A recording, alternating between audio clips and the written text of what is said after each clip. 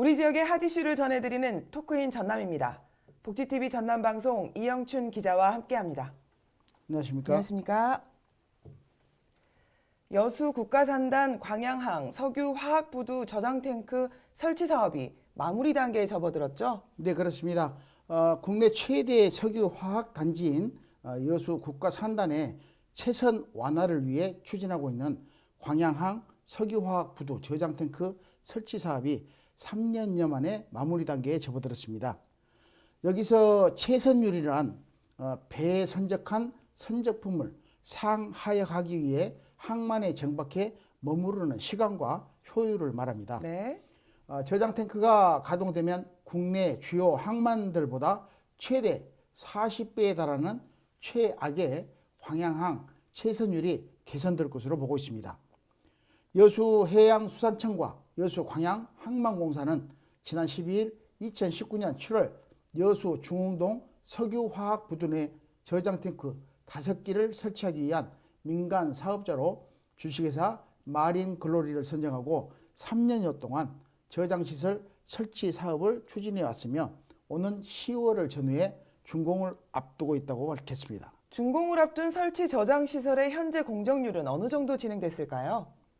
네, 지난 2020년 12월 착공해 올해 12월까지 완공을 목표로 중흥 석화부두에 5,000세제곱미터 3기와 3,000세제곱미터 2기의 저장탱크를 설치하고 있으며 현재 공정률이 90%를 넘어섰습니다. 네.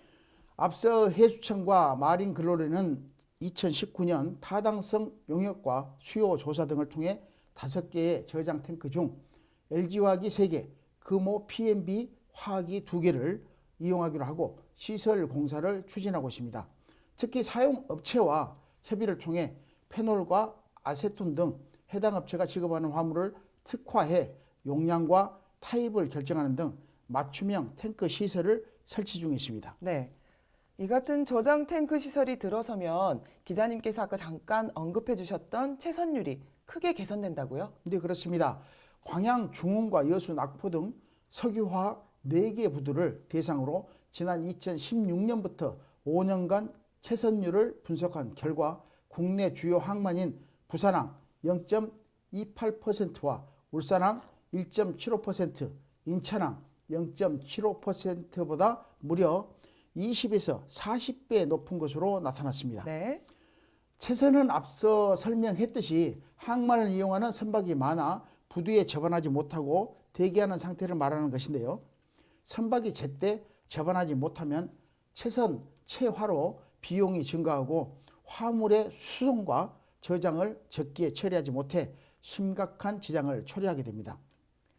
여수해수청 관계자는 저장탱크 설치 사업이 완료되면 액체 화물이 선박에서 저장탱크로 곧바로 하역되면서 접안 시간이 크게 단축되는 등 부두 최선율이 개선돼 석유화학 업체들과 화주사의 물류비 절감 등으로 부두에서의 공공의 이익이 증가하는 효과를 거두게 된다고 밝혀 석유화학 부두가 활기를 띠게 됐습니다. 네. 저장 탱크로 인해서 최선율이 개선되고 그래서 국내 주요 항만들보다 최대 40배에 달하는 최악의 광양항이라는 꼬리표에서 벗어날 수 있을 거라 기대해 봅니다. 네, 그렇습니다. 이어서 두 번째 이슈입니다. 정인화 광양시장의 지방선거 핵심 공약인 4차 긴급재난생활비 지급계획을 놓고 지역 내 기대와 우려가 교차하고 있죠? 네, 그렇습니다. 정인화 광양시장의 지난 지방선거 주요 공약 가운데 하나였던 긴급재난생활비 지급은 민선 8기가 출범하자마자 정 시장의 2호 결재로 처리될 만큼 비중 있고 속도감 있게 추진되고 있습니다. 네.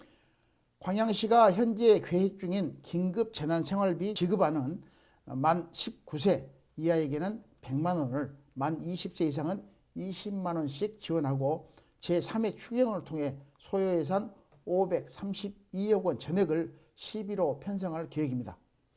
이런 가운데 지역 경기의 활성화를 위한 마중물 역할을 하게 될 것이라는 기대와 함께 세대 간 갈등을 야기하게 될 가능성도 있다는 우려도 거론되고 있습니다. 네. 이런 가운데 광양시 의회는 시민이 만족할 수 있는 지급 방식을 도출하기 위해서 심사숙고하고 있죠. 네, 그렇습니다. 광양시 의회는 긴급재난생활비 지급 계획안에 대해 폭넓은 의견 수렴과 함께 수기 과정을 밟고 있습니다. 네. 시 집행부가 계획한 재난생활비 지급 액수가 세대 간의 편차가 너무 커 집행부의 의견대로 추진될 경우 형평성 차원에서 세대 간, 계층 간 갈등을 불러일으켜 역효과를 가져올 수 있기 때문입니다. 네. 광양시 의회는 일단 시 집행부의 안건이 상정되고 임시회가 열리면 모든 시민이 만족할 수 있는 보편적 지급 방식 등 좀 더 심도 있는 논의 절차를 거칠 계획입니다. 네.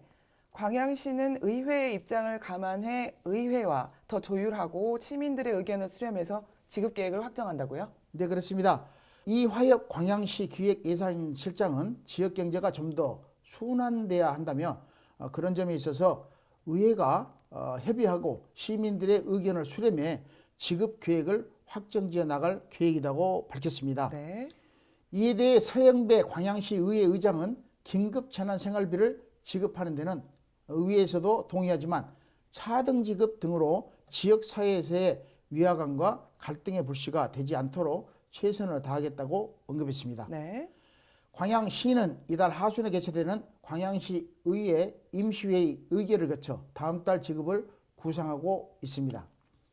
협치와 소통을 내세우며 새롭게 출범한 민선 8기 광양시와 제9대 광양시 의회가 제4차 긴급재난생활비 지급이라는 쟁점, 안건에 대해 어떤 결과물을 도출해낼 수 있을지 주목되고 있습니다. 네. 긴급 재난 생활비로 인해서 지역 경제가 좀 더 활성화될 것 같은데요. 폭넓은 의견 수렴으로 좋은 결과가 있기를 기대해 보겠습니다. 네, 그렇습니다. 수고하셨습니다. 지금까지 토크인 전남이었습니다.